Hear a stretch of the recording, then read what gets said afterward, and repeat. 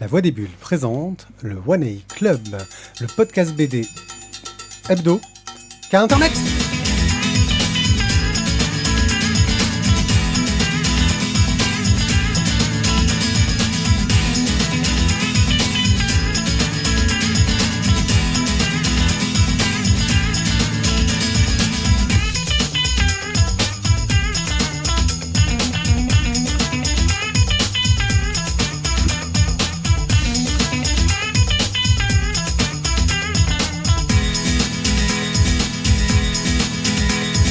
Coucou les gens, bienvenue dans ce live qui est déserté. Ça fait trop longtemps qu'on n'est pas venu, je crois que plus personne ne veut se joindre à nous. Mais ce n'est pas grave, cela restera dans les archives de Twitch pendant 14 jours, parce que je ne vais pas payer pour que ça reste plus longtemps. Mais je vous le mettrai sans doute sur YouTube, je suis One A Pied, et aujourd'hui nous allons vous faire une émission qui va vous parler de bande dessinée. Pour ce faire, je suis accompagné de la crème du podcast, avec Guillaume. Salut Guillaume. Salut tout le monde. Tizak. Bonsoir à toutes. Et Thio. Bonsoir à tous. Voilà. Nous n'avons même pas de public qui peut faire du bruit en fond, ce qui est rare. Donc nous allons devoir vraiment parler que de BD et éviter de dire trop de conneries. En commençant par la baroque épopée du monde qui ne voulait pas tourner. Plus.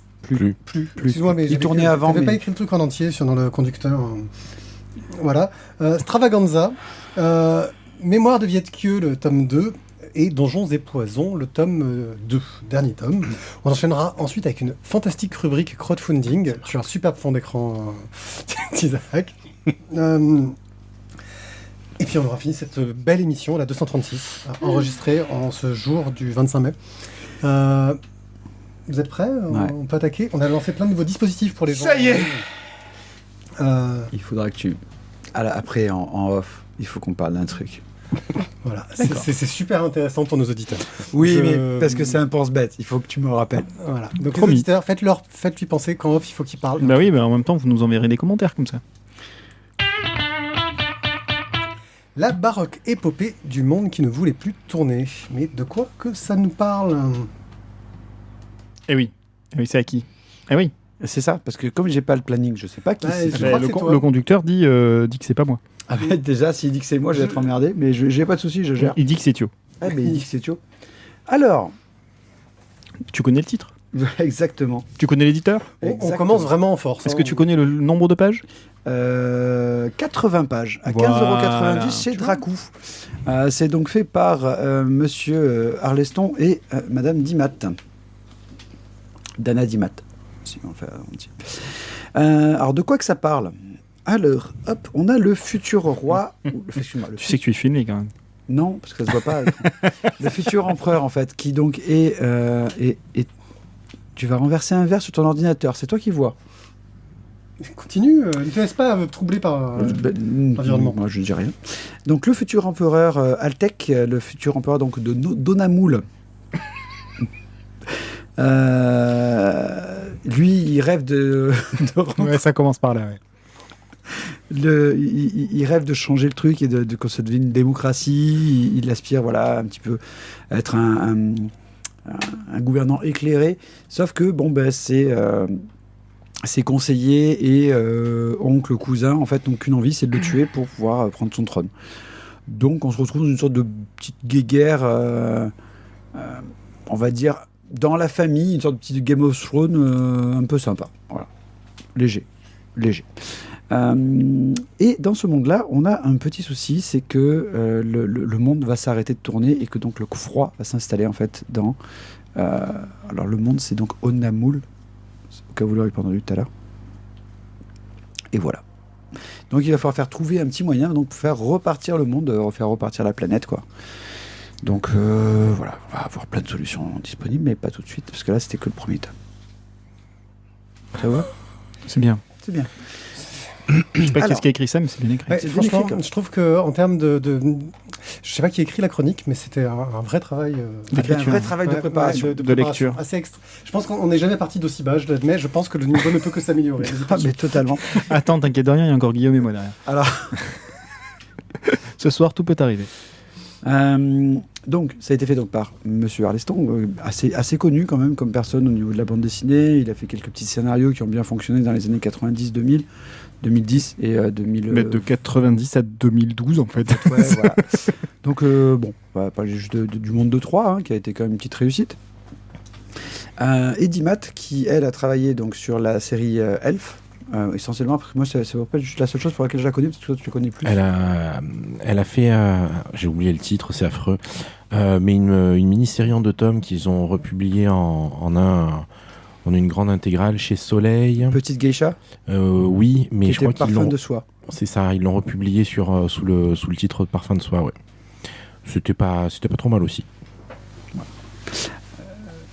Alors. Moi, Attention, accrochez-vous au slip. disons que c'est la bande dessinée de la déception. Voilà, je vous le dis tout de suite. J'ai été très déçu en fait par la baroque épopée du monde qui ne voulait plus tourner parce que j'en attendais beaucoup parce que c'était Dimat qui était au dessin et que je connaissais un petit peu son travail sur... Ah oui, carrément. Ouais, t'as le chrono. C'est le même timing que d'habitude. Donc, je connaissais déjà son dessin sur Elf et j'avais été, j'étais vraiment emballé quoi. C'était des trucs, voilà, vraiment. Enfin, je trouvais ça absolument splendide. Et là, je me suis retrouvé avec un dessin que j'ai trouvé en dessous de ce qu'elle peut faire. Et ça a été une très très très grosse déception. Donc, j'ai eu du mal à passer à ce niveau-là. Je parlerai aussi de la couverture que je trouve qui est beaucoup trop chargée et que en fait j'ai jamais rien compris parce qu'il y a trop de choses dessus. Mais ça c'est totalement peut-être personnel comme avis. Le scénario c'est peut-être pas si pire, mais mes collègues peut-être seront plus aptes à en parler. La baroque épopée du monde qui ne pouvait pas tourner ou qui n'avait plus envie de tourner, mais moi j'ai pas eu envie de tourner les pages. Voilà, merci à vous. Ça commence bien. Ouais, si.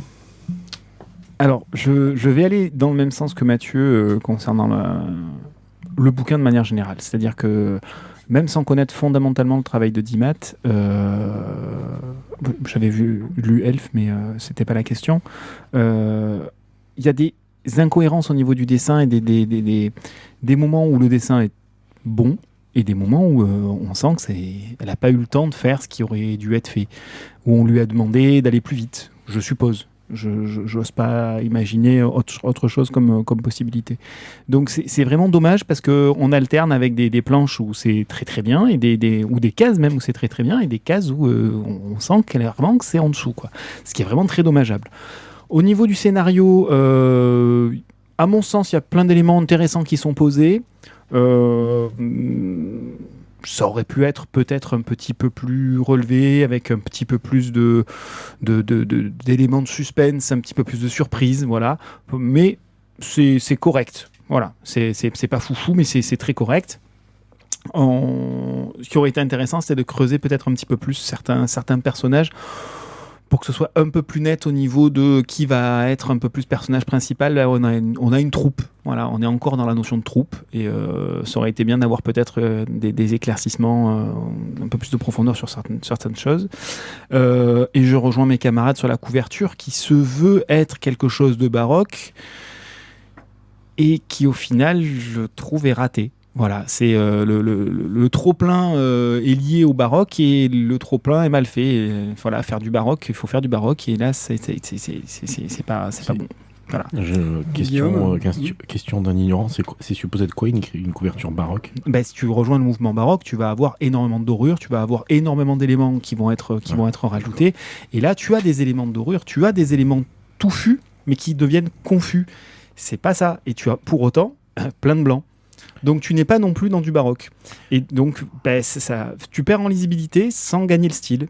Et donc il n'y a que des inconvénients, je trouve, de ce qui était éventuellement pour pouvoir proposer.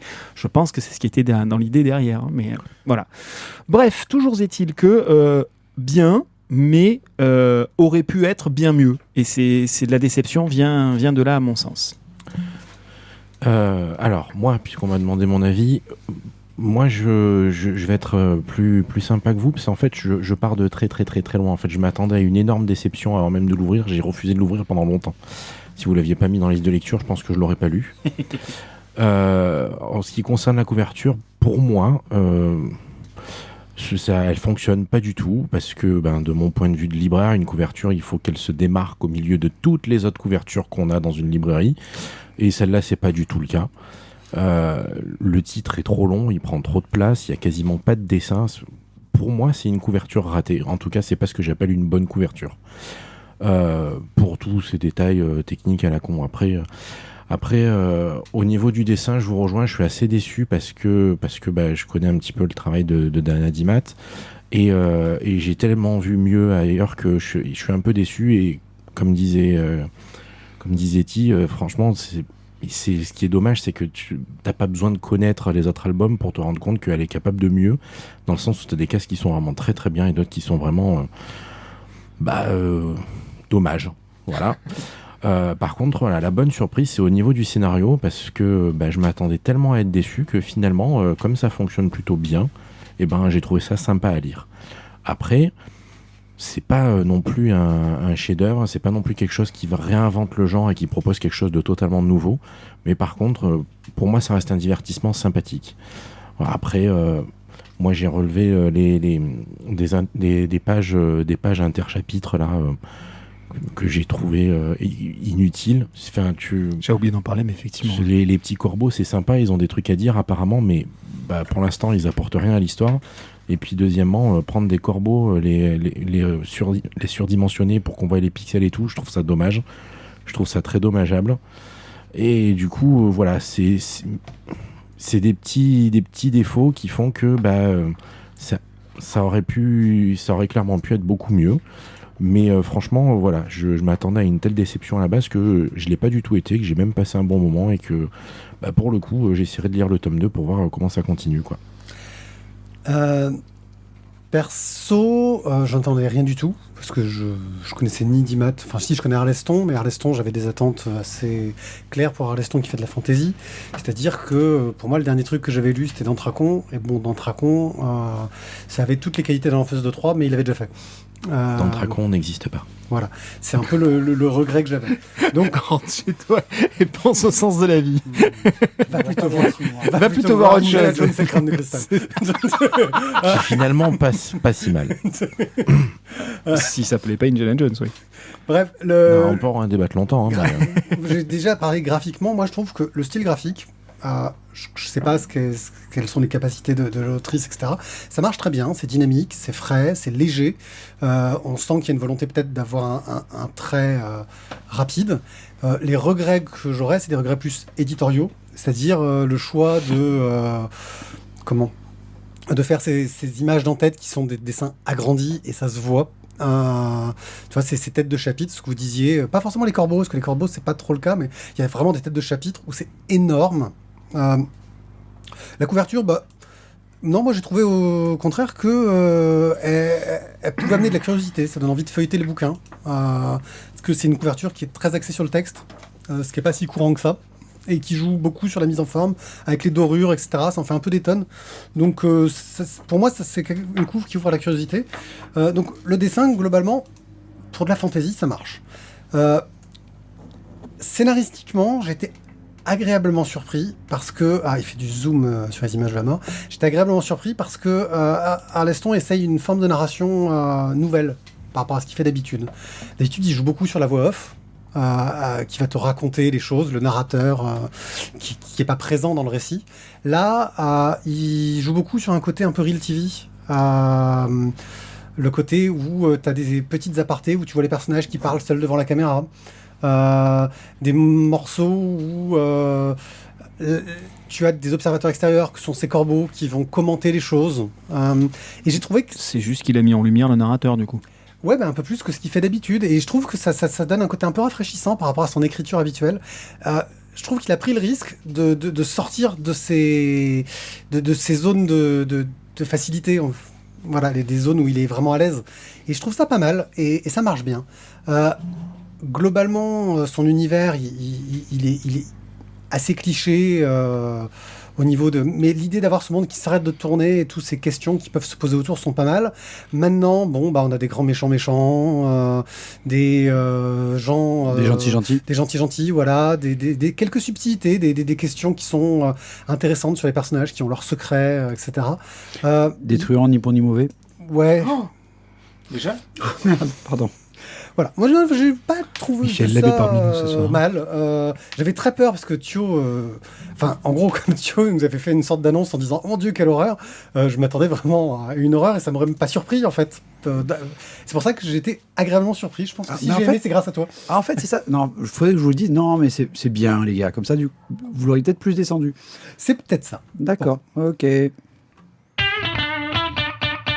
Moi, je dis bonsoir à Azertov quand même parce qu'il est arrivé et qu'il est là. Salut, Toujours Azertov. fidèle au poste. Yeah. Nous allons parler de Stravaganza, un manga qui est écrit et dessiné par Akihito Tomi chez Casterman au prix de 8,45 €. Et c'est Guillaume qui va nous pitcher un peu cette bande dessinée. T'es très avancé dedans, donc essaie de pas aller trop loin dans le pitch. Alors, en fait, je suis tellement avancé que je l'ai fini. Donc, c'est une petite série en 7 tomes. 7 tomes, attends 2 secondes. Ah, on les a tous là? Oui. Oui, je vous ai tout amené. 7 oui, je tomes. pensais que Ah non, c'était- l'idée c'était de chroniquer la série, Ah ouais, pas j'ai pas eu 2 le temps tomes. de tout lire, mais... Ah non, mais voilà, bravo. Merci de les avoir Donc, fait passer. alors, c'est Stravaganza, c'est quoi? C'est l'histoire d'une reine qui, c'est le sous-titre, hein, la reine au casque, donc qui apparaît quand elle apparaît en public, elle a toujours un casque et toujours le même casque. Alors c'est très bien, c'est très pratique, ça facilite la recherche des doublures, qui sont relativement nombreuses d'ailleurs. Hein.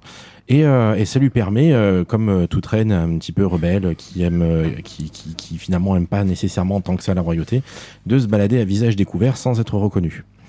Donc elle a un petit côté un peu aventureux, histoire d'avoir un bon prétexte pour faire un peu d'heroic fantasy. Et c'est plutôt une belle personne, gentille, qui cherche à bien gouverner et dans la paix, et puis enfin voilà des belles idées, qui veut s'occuper du peuple, que personne ne meurt de faim, etc. Donc une vision limite utopique. Heureusement, elle ne l'est pas. Hein, elle est quand même relativement éclairée en tant que reine. Voilà pour camper un peu le personnage. En fait. C'est très difficile de raconter l'histoire sans aller trop loin. En gros, sans trop spoiler, va y avoir des petits... on va commencer avec une petite attaque de monstres. Ensuite, on va avoir des petits problèmes des petits problèmes de monstres qui vont grossir, qui vont mener à une histoire où il va peut-être falloir créer des alliances. Bref, on va avoir droit à un petit peu de géopolitique et de trafic d'influence. Et pas mal d'actions et d'aventures, et la reine donc qui va quand même payer de sa personne. Elle n'est pas du genre à gouverner de loin et laisser les autres faire à sa place. Donc c'est un prétexte à rencontrer plein de gens, plein de races différentes, et c'est plutôt sympathique. En vrai, ça reste plutôt léger finalement au niveau du scénario, assez classique, assez basique. Le trait est pas hyper novateur, c'est un joli trait, ça fonctionne bien, mais ça reste relativement classique aussi. Pour moi, le vrai plus de cette série, c'est que ça a un côté petit bonbon qu'on lit avec plaisir, avec un petit plaisir un petit peu gêné, parce que c'est truffé d'humour grivois de partout, dans tous les sens. Mais grivois à tendance mignonne, même s'il y a des fois le grivois est un petit peu plus dur. C'est-à-dire que les couvertures, c'est-à-dire que des fois, quand elle est maltraitée et fouettée, la pauvre, c'est pas mignon, quoi. Mais n'empêche qu'on voit bien sa chute de rein, quoi. Et voilà, ce que j'aime bien, c'est que ce côté-là est pleinement assumé, que ça va jamais trop loin, que c'est toujours fait avec tact. Voilà, c'est pas gras, c'est vraiment juste grivois. Et on voit bien sur toutes les couvertures que ouais, c'est tout le problème de toutes les héroïnes d'Heroic Fantasy, hein, c'est qu'à un moment donné, quand on se bat, en général, on a une armure, hein, on n'a pas un soutif et un string, hein, c'est pas vrai. Elle a un casque. Et elle a un casque, mais pas toujours, hein, quand elle se bat à l'extérieur de la ville. Bref, c'est ça que j'aime bien, c'est ce petit côté petit bonbon qu'on lit avec un petit plaisir coupable, mais pas trop, parce que ça va suffisamment peu loin pour qu'on soit pas trop coupable. Alors, donc je suis le seul autour de la table à l'avoir lu, parce que j'ai mis un peu du temps à le commencer, donc je n'ai pas eu le temps de le passer à mes collègues. Mais non, Pierrick, on ne peut pas dire ça. Je m'attendais pas du tout à ça, parce que je l'ai feuilleté, j'ai vu plein de de cul, de trucs comme ça, au côté très...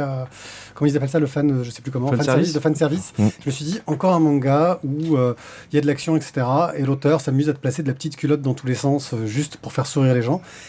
Mais en fait, beaucoup de fan service tue le fan service, ce qui fait que ce n'est pas du fan service. Il y a un côté grivois, il y a un côté je montre des corps de femmes nues, je me dis oh on va mettre des géantes, donc si notre héroïne prenait un bain entre les seins de la géante qui part dans le fantasme, etc., mais qui va toujours dans un côté grivois qui est assumé dès le départ. C'est pas ce que j'appelle le fan service, c'est quand tu vas faire un manga d'action et tu vas mettre un plan de petite culotte juste pour l'idée de mettre un plan de petite culotte. Non, là dès le départ il nous le dit. Ouais, non, des plans comme ça, vous allez en avoir. Je veux dire, la première scène de la BD, c'est d'un fait des bois à poil qui dansent ensemble, quoi. Il n'y a aucune surprise. Donc, et j'ai trouvé que c'était plutôt... on va se faire ban de Twitch, vous allez voir. Moins de 18 non, mais je crois qu'il y a des règles là-dessus. Faites gaffe, les amis, s'il vous plaît, à ce que vous diffusez. Voilà. Bref, ça marche super bien. Il y a globalement, en tout cas en tome 3, tu vois que ce côté grivois est un peu plus mis en secondaire, au second plan, pour qu'il y ait une vraie intrigue qu'on a envie de suivre. Et le fait que ce soit en 7 tomes m'étonne. Je m'attendais à ce que le gars se serait fait plaisir beaucoup plus longtemps. Le gars ou la fille d'ailleurs, je ne saurais dire, sur le sujet. Voilà, moi j'ai trouvé ça vraiment... Je peux poser une question ? Oui. Mis à part des grivoiseries, des scènes de fesses et compagnie, ça parle de quoi d'autre ? C'est là que je te disais, en fait, le scénario est quand même pas très compliqué, relativement simple, donc si on en parle trop, on spoil tout. D'accord. On en est là quand même. Pour résumer sur 2 tomes et demi, parce que justement, ça permet de pas trop spoiler, ils se retrouvent avec une invasion de créatures géantes, et ils se rendent compte assez vite que elles sont victimes d'un poison qui les rend folles et qui touche d'autres créatures, d'autres personnes. Leur royaume est quasiment décimé dans le premier tome, hein, je ne spoil pas grand-chose. Ils essayent de le reconstruire. Ils sont obligés d'aller voir les peuples d'à côté pour les soutenir et les aider et de comprendre l'origine de cette épidémie en fait qui est de l'empoisonnement. Okay. Clairement, c'est amené comme tel. Donc il y a quand même du scénario, il y a une intrigue, il y a une recherche. D'accord, c'est pas que de la Daft Poof. Non, voilà. C'est juste que t'as un peuple de géants qui est un peuple bizarre où les hommes ils ont tous des têtes bizarres de bonnets et les géantes elles ont toutes des têtes de bonnages géantes. J'ai bien résumé. Oui, et puis c'est une société matriarcale. En plus, voilà. Il y a de la meuf partout, quoi. Ah oui, puis c'est elle qui tabasse, c'est elle qui dirige, c'est elle qui gouverne. Les mecs sont là pour cultiver les champs, en gros. Et ils sont tous adorables et super gentils. Oui. Enfin, ils ont Internet ? Non. Bon, c'est pas pour toi, Pierrick. Et ça n'empêche pas des moments un peu tristes aussi de temps en temps. Il y a des oui, non, mais il y a des bien amenée. Elle est bien dosée. Voilà. Le travail au champ, je crois pas que ce soit non plus. Ouais, non. Tu vois, je lui avais laissé une chance avec Internet. Hein. Stravaganza. Une bande dessinée de Akihito Tomi chez Casterman pour 8,45 €. L'argent. L'argent, c'est important. C'est la monnaie qui dirige le monde, c'est la monnaie qui dirige la Terre. Bon, je voulais d'abord remercier tous nos tipeurs. Vous savez que vous pouvez aller sur tipeee.com/lavoixdesbulles pour nous refiler de l'argent. Autant que vous voulez à chaque émission. En mettant un max si vous le désirez. Je voulais particulièrement remercier Stéphane qui nous a fait un don, lui, en zappant carrément les plateformes Tipeee pour pas lâcher de plateforme derrière. Un petit don PayPal récurrent et franchement, ça, c'est un grand plaisir. Merci beaucoup. On va aussi remercier Chevron, Warloff, Tot, Cobal et Boob qui nous soutiennent depuis presque des années maintenant. Et Tizak et OneIP aussi qui continuent à payer leur lourd tribut. Parce que Thio doit renouveler le sien voilà. et qu'il oublie. Hein, l'argent, c'est important. Ah, mais il y en a qui peuvent se payer des voitures neuves, et puis voilà, quoi. Ouais, c'est ça. Vous pouvez aussi nous soutenir en allant sur les liens sur lavoixdesbulles.fr, sur nos chroniques qui vous emmèneront vers bubble.com, qui vous permet de réserver une bande dessinée chez votre libraire de quartier, s'il est affilié, ou de commander directement chez eux, si vous n'avez pas de libraire de quartier à proximité. Ce qui est triste. Vraiment, très triste. Et ça dépend. Si tu n'habites pas dans les quartiers pourris, tu peux être bien aussi. Hein. Si on dit de la Pampa, il n'y a pas de libraire, quoi. Allez, on repasse aux choses sérieuses. Mémoire de Viet Kieu, Little Saigon, c'est le tome 2 de cette bande dessinée, colorisée, écrite par Clément Balou, qui est plus un tome 2 thématique, on va dire, parce qu'il peut se lire très indépendamment du tome 1. Mais je vais te laisser nous en parler, Ti. Mais tu as l'air bien parti, écoute, Pépier, non bon, okay. Je rajouterai simplement que à la couleur, on a aussi Mathieu Giraud. Excuse-moi, c'est la chronique de Ti, je me mets en position. Ça fait combien de temps que tu l'as lu, au fait Ouais, il y a un certain temps. Bon, juste pour vous donner un ordre d'idée, quand même, je pose quelques petites informations techniques. Ça là, bon, c'est un bouquin à 2 mois, donc 256 pages. C'est un bouquin à 2 mois, donc forcément, il n'est pas sorti avant-hier. Il est sorti en 2016. Et donc c'est chez la boîte à bulles pour la modique somme de 24 €, à moins qu'il y ait encore une augmentation du papier et de l'encre. Oui, mais tu as une belle dédicace. Mais par contre, j'ai une magnifique dédicace à l'intérieur, donc le mien de 2019, donc ça veut dire que tu l'as depuis pas si longtemps que ça. Non, exactement. De quoi que c'est-il que ça nous parle-t-on ? Alors, pour rappel, Mémoire de Viet Kieu est une série réalisée donc par Clément Balou autour de la diaspora vietnamienne. Le premier s'intitulait Quitter Saigon, le deuxième s'appelle Little Saigon, et donc on va être plongé au cœur de cette diaspora vietnamienne aux États-Unis, et donc on va parler de déracinement, de rejet du passé, parce que forcément c'est un passé douloureux, de la reconstruction de tout un peuple dans des conditions sédentaires compliquées, s'intégrer dans une nouvelle culture qui est très très différente de la sienne, et tout ça par l'intermédiaire à la fois du voyage de Clément Balou, mais aussi par énormément d'interviews de personnes diverses et variées. Dans les exemples, on a une jeune vietnamienne, par exemple, qui raconte, ça occupe une bonne partie du bouquin, cette partie-là, qui explique en quoi sa beauté, en quoi le fait d'avoir été une très jolie jeune vietnamienne en exil, du coup, a posé problème. Ça posait déjà des problèmes au Vietnam, et puis tous les moments où elle est passée d'un camp de réfugiés à un autre, ça a posé également souci. Et une fois arrivée aux États-Unis, elle a essayé en fait de retourner la situation et de se servir de cette beauté à ses fins, pour en tirer un maximum de bénéfices, on va dire. Donc voilà, c'est une suite qui est dans la même lignée que le premier tome, à mon sens, c'est-à-dire qu'on est globalement assez factuel. Clément Balou essaye de donner du sentiment par les témoignages. Je trouve qu'il a un petit peu du mal à accrocher la partie sentimentale. Voilà, on est un petit peu dans la notion de livres découvertes, de livres factuels, de cartes postales. On raconte ce qu'on mange, on raconte ce qu'on voit, on raconte comment ça se passe. Tiens, j'ai croisé machin, il m'a raconté cette histoire-là. Ça me fait penser à tel plat originaire du Vietnam. C'est très intéressant, mais ça n'a pas fait battre mon cœur ou toucher une fibre particulière. Alors après, ça me concerne moi, avec mon vécu personnel.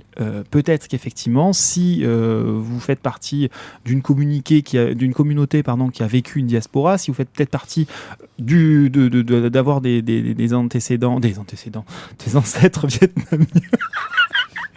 Tu vois, vous avez des antécédents. Ah ouais, t'en es là, toi. Ouais. C'est des antécédents. Ah oui, c'est des antécédents. Mais carrément. Sur ton CV, c'est un antécédent. Tu peux sortir du cadre, vas-y. Le reste sur la même vidéo que lui. J'assumerai pas ça.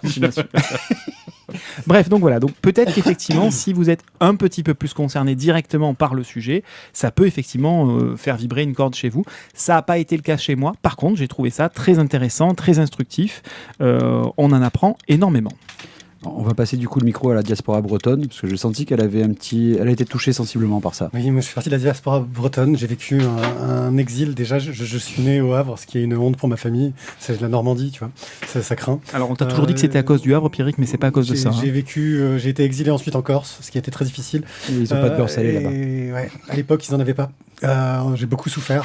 Et maintenant, je suis entouré de gens qui parlent avec un accent bizarre, avec des G à la fin des mots. C'est super pas facile. Et même biais. Non, je voulais juste dire que moi j'ai trouvé que c'était de la bonne BD reportage. C'est un truc qui est intéressant. Passant, ça vient pour tout du beurre salé, ça pique. Hein. Il y a une certaine, comment dire, manque de. de justesse entre les différents chapitres. Il y en a qui sont vachement plus longs que d'autres. Il n'y a pas d'égalité vraiment dans le traitement des personnages. C'est vraiment concentré. C'est le seul défaut, je dirais. Il s'est vraiment concentré sur chaque histoire. Au niveau du trait... Il y a du sang italien aussi, Pierrick. J'aime bien. Ouais, je peux parler avec les mains. Je vous raconterai un jeu tout à l'heure, un truc rigolo. Putain, on a tous des digressions à faire, ça va pas du tout cette histoire. Et c'est beaucoup. Et donc, bref, moi j'ai bien aimé. J'ai passé un bon moment au niveau du reportage. Moi aussi. Hein. Voilà. Et disons que je m'attendais à quelque chose de beaucoup plus. J'ai préféré au premier le fait qu'il y ait aussi plus de passages dans le contemporain, où Clément Balous met en lumière lui-même en tant que recherche sur reportage, avec ce passage par la bouffe. Oui, exactement. C'est quelque chose d'universel, la bouffe, et ça, pour le coup, ça raccroche, quoi. Voilà. Donc, voilà. Est-ce que quelqu'un a un avis divergent, quelque chose à ajouter Oui. Pardon. Non, j'ai pas lu, désolé. Oui, c'était juste sur la partie graphique, justement, Mathieu, en le refeuilletant, ça m'y fait penser. Il s'est servi de changements de couleurs pour repositionner les moments de l'histoire. Ce qui nous permet à nous, lecteurs, d'être pas forcément perdus au milieu de tout le discours et de tout ça. Donc voilà, ça a très bien fonctionné. Ça aurait pu être longué par énormément de discussions et de palabres. Et au final, non, ça reste intéressant. Donc pour moi, c'est un bon moment. Encore une fois, c'est juste que le côté éventuellement pathos ou sensiblerie qui aurait pu toucher certains ou être recherché par certains lecteurs, pour moi, n'y est pas vraiment. Mais par contre, c'est très intéressant. Voilà. Moi, je trouve ça bien, justement, c'est qu'il te raconte les faits. Et ça l'ancre mieux dans la réalité, je trouve. Et je trouve ça presque plus fort. C'est-à-dire qu'on se dit pas, oh, il a sorti les violons. Tu vois. Ah ouais. Alors, sachant que je ne suis pas fan d'habitude de Clément Balous et que souvent, ça m'ennuie de le lire, j'ai trouvé que finalement, la longue histoire du début... était bonne en fait, et c'était intéressant. Et les petits moments où tu repars avec Clément Balous, c'est un peu des petites bouffées d'air, c'est pour reprendre un peu. Et après on y retourne. Et après j'y retourne parce que c'est quand même pesant. Voilà. Mais c'est pas rigolo. C'est pas un truc foncièrement drôle, mais écoute, le premier m'était vraiment tombé des mains. Le deuxième, je trouve, ça m'a déjà plus intéressé. Tu verras avec le troisième, ça sera top. Tu as mûri depuis. Il a mis beaucoup de temps entre le premier et le deuxième. Ça, je me suis fait un truc au doigt, je crois. Ouais. Donc, Mémoire de Vietque, le tome 2 de Clément Balous chez la boîte à bulles pour 24 €. Et si vous avez une version dédicacée à gagner, si vous voulez, de Thierry, s'il vous la donne. Vous la donne. Mais non. Avec des frais d'envoi, mais c'est parce que c'est lourd. Hein. Nous passons au tome 2 de Dragon et Poison, scénarisé par Isabelle Botian, dessiné par Rebecca Morse et colorisé par Kaori, chez Dracou pour 14,50 €. Il va être très difficile de parler de ce tome 2 sans spoiler comme un bourrin le tome... le tome 1, on est bien d'accord. John En même temps, quand on parle d'un tome 2, heureusement qu'on peut parler d'un surtout tome que c'est le tome final. Bref, ouais.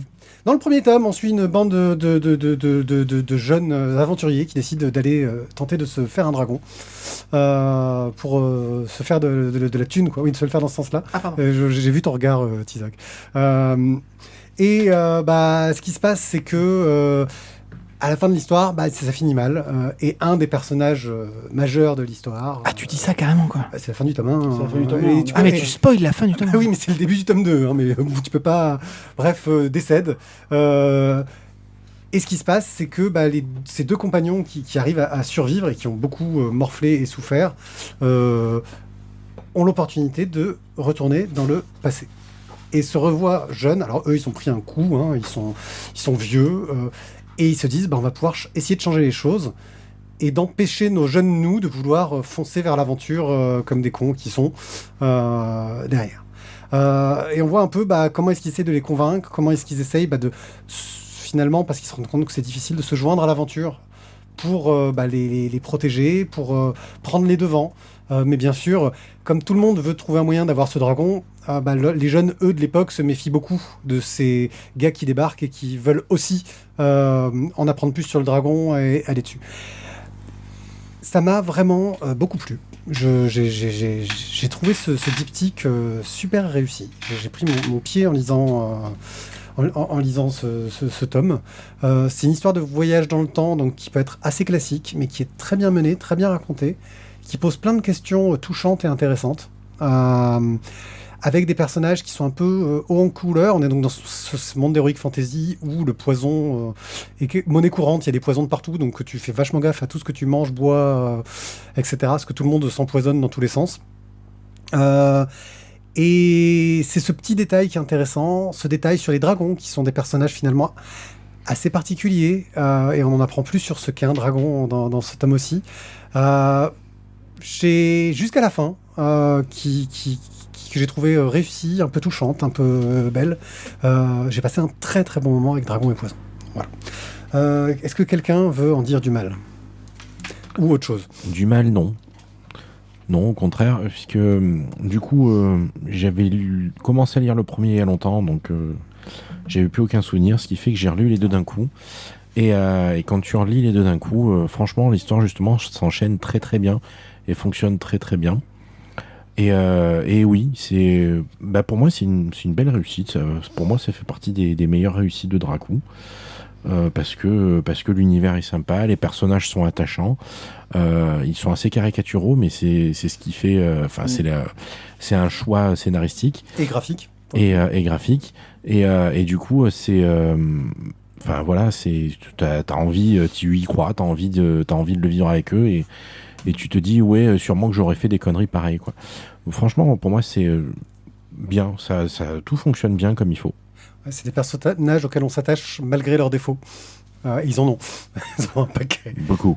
Quelque chose à ajouter ? Non, vraiment une bonne réussite. Un bon moment. Ouais, non, j'irai jusqu'au coup de cœur parce que je trouve que pour encourager Dracou dans son travail d'éditeur, parce que quelque part, le chemin ne peut pas être pavé que de succès et que c'est bien quand vous le rencontrez à votre porte. Donc, Dragon et Poison, oui, je dirais que c'est une excellente réussite et que je mettrai un coup de cœur.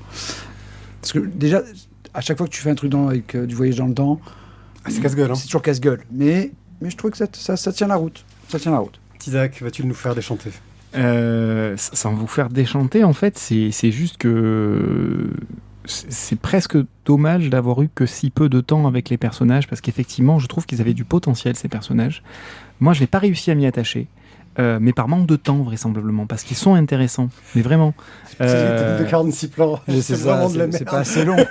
En fait, c'est pas assez long pour moi. C'est pas assez long, il peut pas rentrer dans l'histoire. Je suis pas sur le bon rythme. Moi, tu sais, je regarde pas de films, je regarde des séries.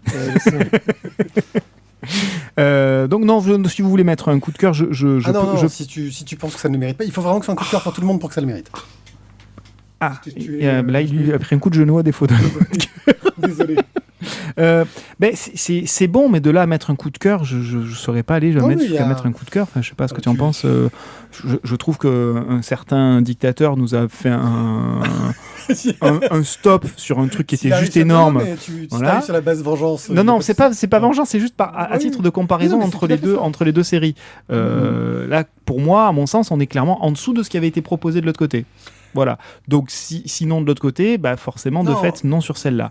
Maintenant, c'est juste que c'est sympa. C'est très sympa. Ce qui est bien, c'est que c'est qu'en 2 tomes, donc ça permet aussi d'aller relativement vite du début à la fin. C'est un peu comme les mangas en 7 tomes, c'est sympa aussi. Maintenant, de la mettre un coup de cœur, non. C'est très bien, c'est un bon moment, c'est super.